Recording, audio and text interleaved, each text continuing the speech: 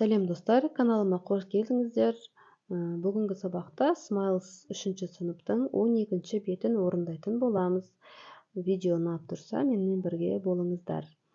Ендеше кеттік, сабағымызды бастаймыз. Сабақтың тақырыбы On the Farm, фермада.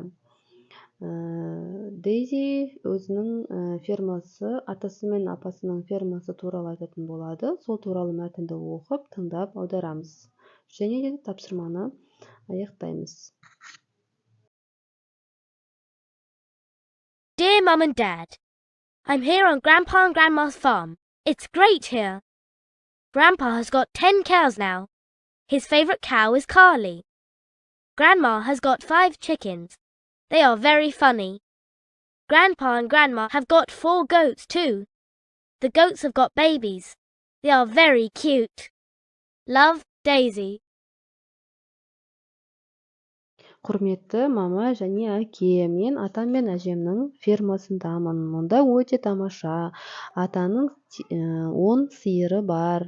Оның ең сүйікті сиырының аты Карли. Әжемнің 5 тауығы бар. Олар өте көңілді, сүйкімді. Атам мен әжемнің 4 ешкісі бар. Олардың балалары бар. Олар өте сүйкімді.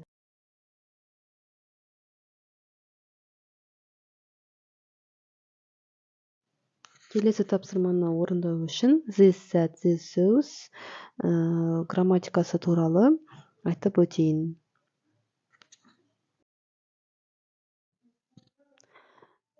Егер де зат жекеше түрде берілген болса, және де ол жақын орналасқан болса, this қолданылады. This is an apple. Егер де сөз көпше түрде берілсе, және де ол жақын орналасқан болса, these are apples деп айтамыз. Ал егер де ол зат жекеше түрде беріліп тұрып, алыс орналасқан болса, that қолданылады. That is an apple.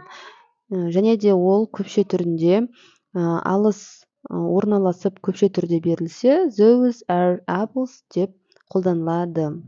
Енді тапсырмаға көшеміз. This is a frog. Those are goats. These are chickens.